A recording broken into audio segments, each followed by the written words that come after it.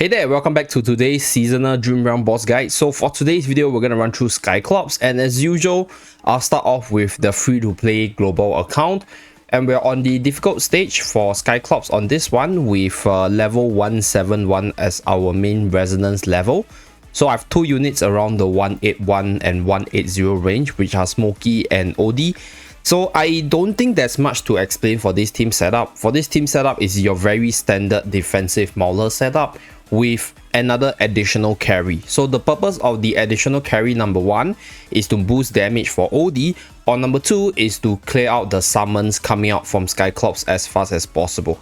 So if let's say you are not using Torrent, you can also use Merrily for this build because Merrily is an amazing summon killer. If you don't have Merrily built up, you can obviously use the likes of Corin as well, because all these units, once you have certain tiers on them, once you have their EX weapon unlocked, they deal decent damage while being able to hit the minions pretty hard. So this will help you clear them as fast as possible as well. So for this case, I'm just going to showcase it with a Merrily that is at the Supreme tier with EX weapon level 10, because these are the strongest unit in terms of damage output. So for this one, it'll be a Mauler core with Merrily as well as the Star Shard spell. So without further ado, let's start the battle.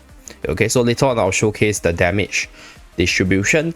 So I think I don't have to explain the units too much, right? If you guys have been following all my previous guide, the Mauler core plus Rainer is pretty much one of the strongest defensive core in the early game.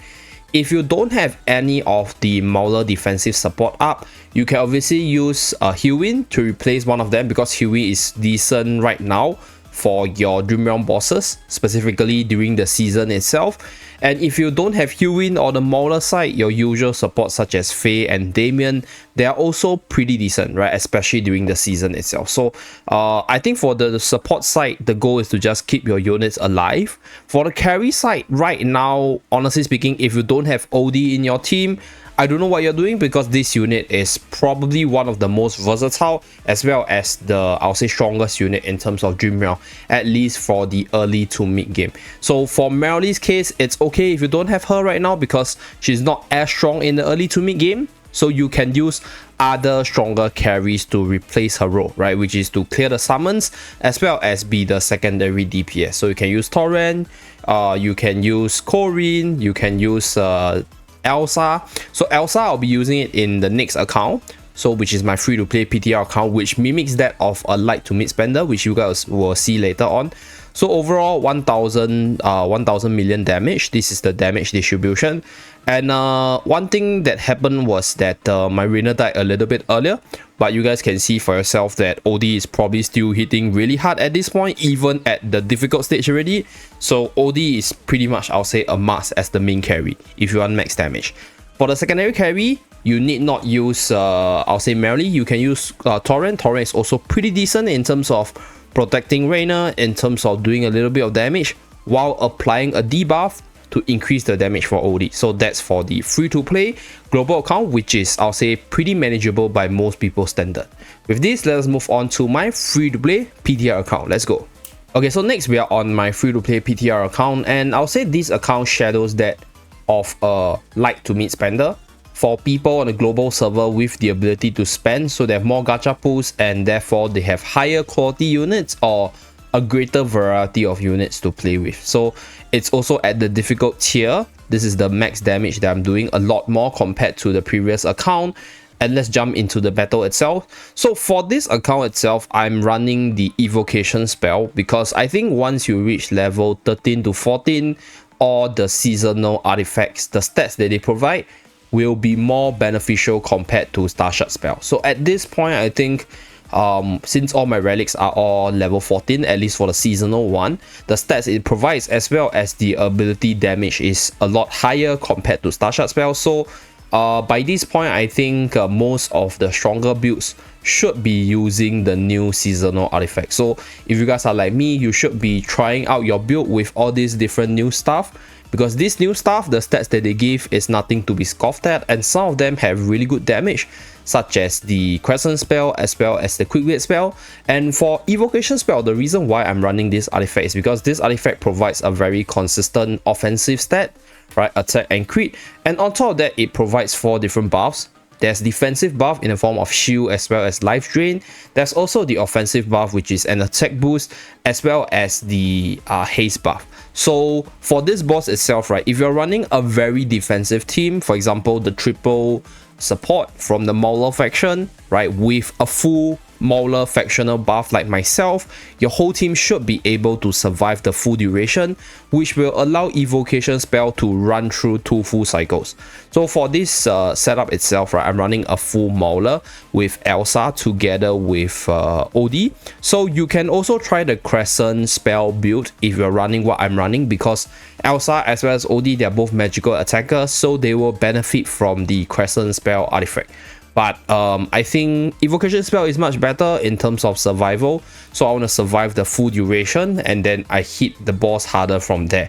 So running a full Mauler setup over here gives me a lot of stats, so my survival I'll say is really solid, and Elsa I'll say is a pretty decent AoE damage dealer and also a pretty okay single damage unit in the game because of the seasonal combo ability as well as her ultimate spamming ability. So for myself, my Elsa's EX10, as you guys can see, and I believe not a lot of people will have Elsa. So if you don't have Elsa, you can obviously use Melly, right, in the same position. That will be the budget option. You can also use Torrent as well, or you can also use the likes of Bryon, which is, I'll say, also pretty decent. So for this one, I'll showcase all the different, I'll say, like DPS, secondary DPS. So I'll showcase Elsa, which is the one I run for max damage, and then I'll put in Bryon, I'll put in Melly, and maybe just to make things a little bit more interesting, I'm also going to put in Reese over here, since I have Reese at EX5 at Supreme tier. So 4 different sub carries, so you guys can see the damage.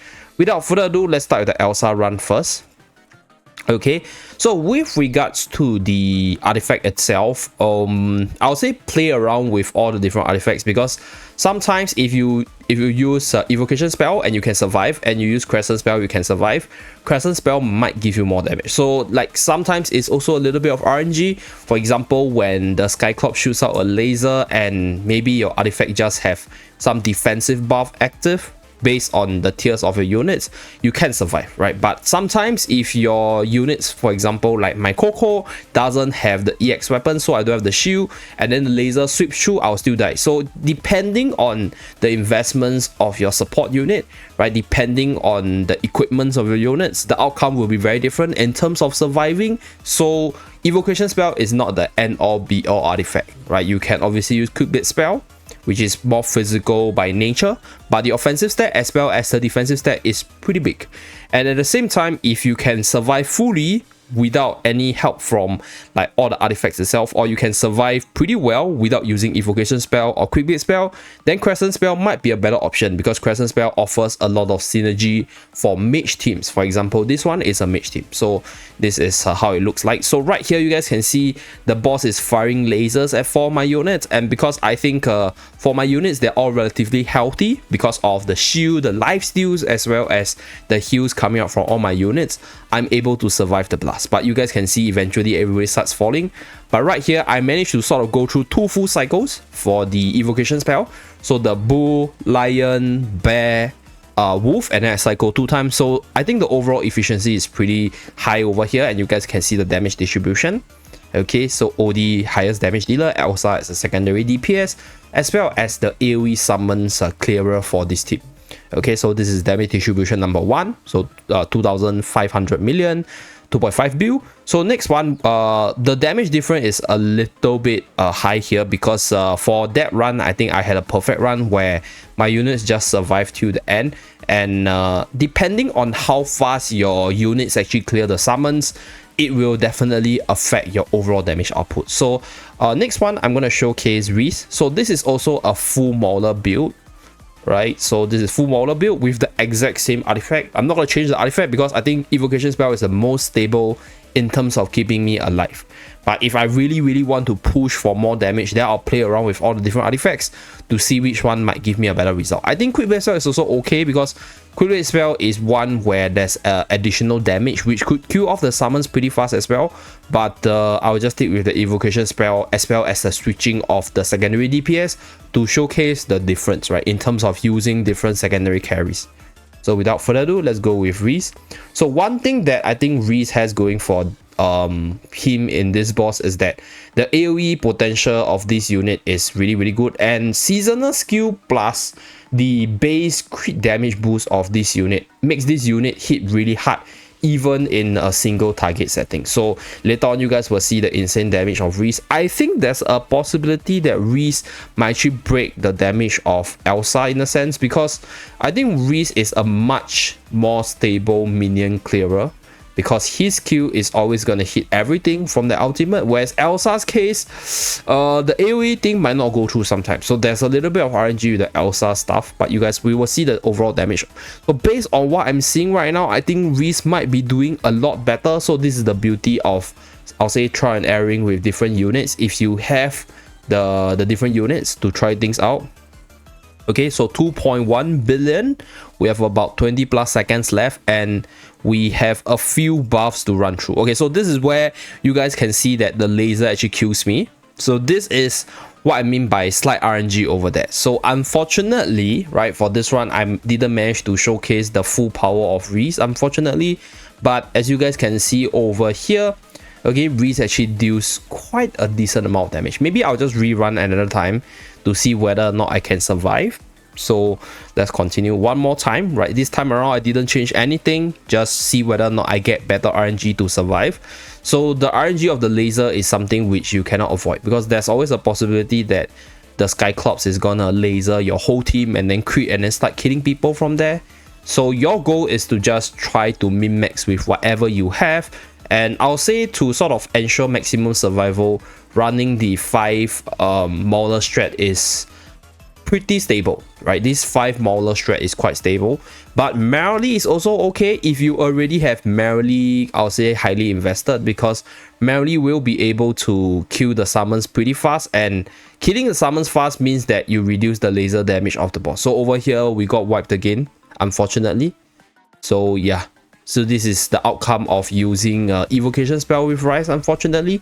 So we didn't manage to survive the full cycle. Okay, so we just treat it as 2,300 million for Reese. I think Reese can definitely do a little bit better if I have the EX weapon at higher level, because there was a period where the Reese actually shot at the summons and all the summons were left with like a little bit of HP. So if I boosted the EX weapon to EX8 or EX10, then that skill might have killed off all the summons. Then that will subsequently reduce the damage of the laser. So that's one thing that you guys can make adjustments. So the third run, right, the third example is with the very standard Merrily. So I will put in Merrily over here. So my Merrily is pretty highly invested, EX20 together with Supreme class tier. So let's see the results. Okay, I think in this case she might be more stable because of the sheer stats on her, because EX10 to EX15 is quite big jump in terms of stats, and on top of that, this is a EX20 Merrily, so her single target damage output is definitely going to be better than the other carries which I mentioned. So assuming if you have similar stats across the board for the different carries that you can use in the secondary carry slot, I think your damage composition as well as your team build will be different.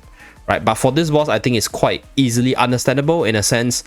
What you want to do with this boss is just to kill the summons as fast as possible and then jam in your dual carry setup.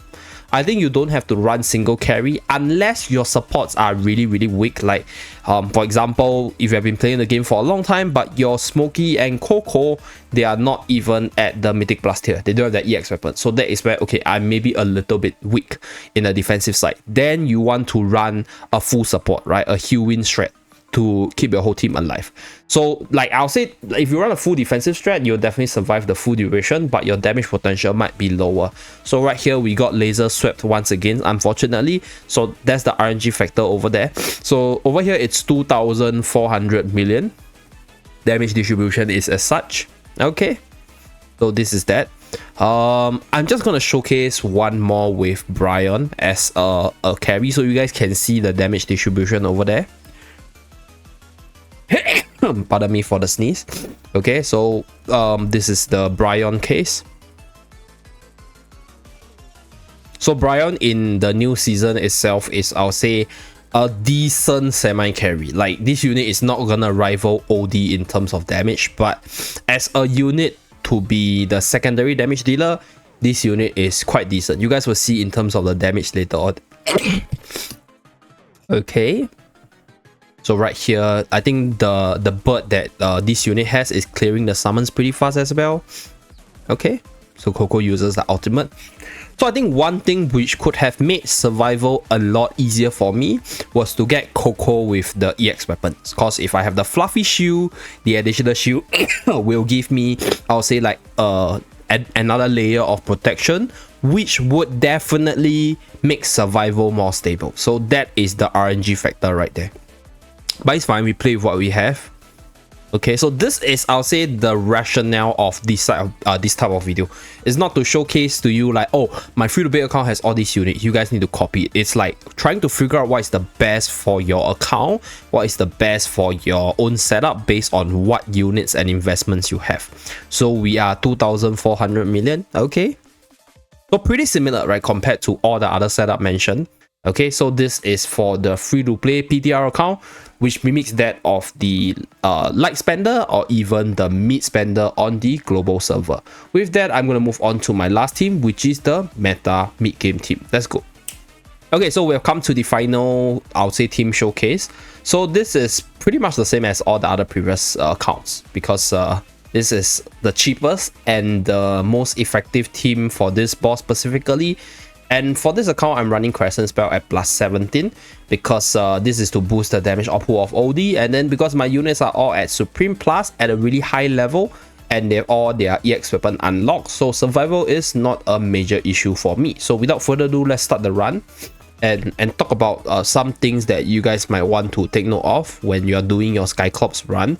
So for Skyclops case, right, in the original storyline, or in the original version pre-season, Skalita used to be one of the unit that is in the meta team, because Skalita offers quite a good factional link while offering decent AoE damage.